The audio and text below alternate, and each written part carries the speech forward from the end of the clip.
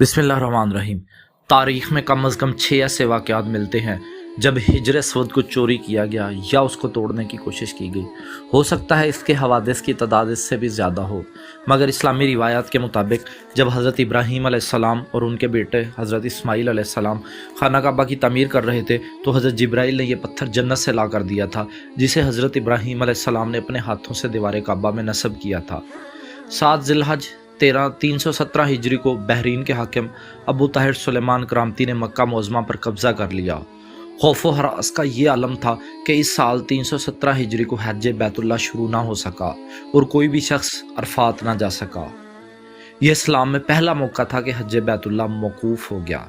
اس ابو طاہر کرامتی نے حجر اسود کو خانہ کعبہ سے نکالا اور اپنے ساتھ بحرین لے گیا۔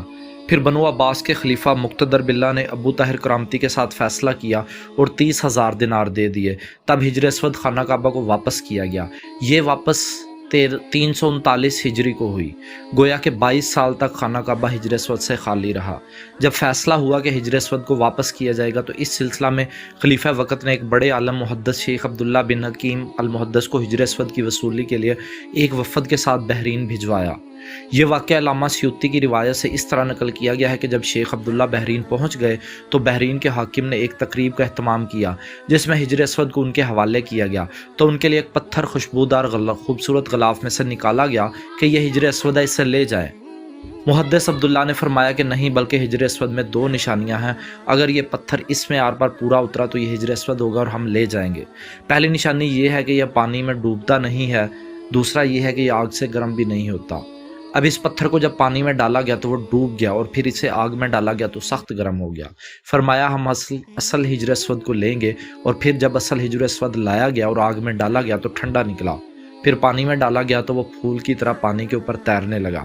تو محدث عبداللہ نے فرمایا یہی ہمارا حجر اسود ہے اور یہی خانہ کعبہ کی زینت ہے اور یہی جنت والا پتھر ہے۔ اس وقت ابو طاہر کرامتی نے تعجب کیا اور کہا یہ باتیں آپ کو کہاں سے ملی ہیں؟ تو محدث عبداللہ نے فرمایا یہ باتیں ہمیں جناب رسول اللہ صلی اللہ علیہ وسلم سے ملی ہے کہ حجر اسود پانی میں ڈوبے گا نہیں اور آگ سے گرم نہیں ہوگا۔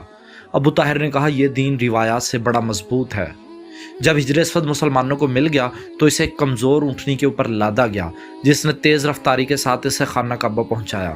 اس اونٹنی میں اتنی زبردست قوت آ گئی کہ حجر اسود اپنے مرکز بیت اللہ کی طرف جا رہا تھا، لیکن جب اسے خانہ کعبہ سے نکالا گیا تھا اور بحرین لے کر جا رہے تھے تو جس اونٹ پر لادا جاتا وہ مر جاتا، حتیٰ کہ بحرین پہنچنے تک 40 اونٹ اس کے نیچے مر گئے۔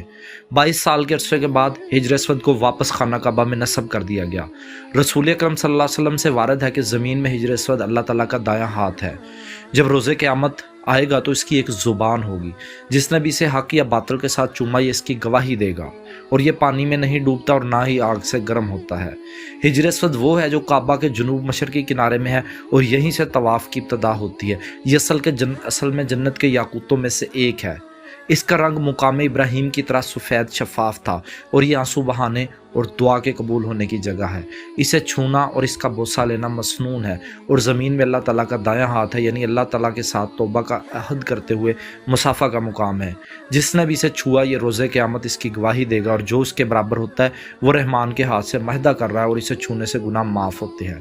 یہ انبیاء، صالحین، حجاج، عمرہ اور زیارت کرنے والوں کے لیے ملنے کی جگہ ہے۔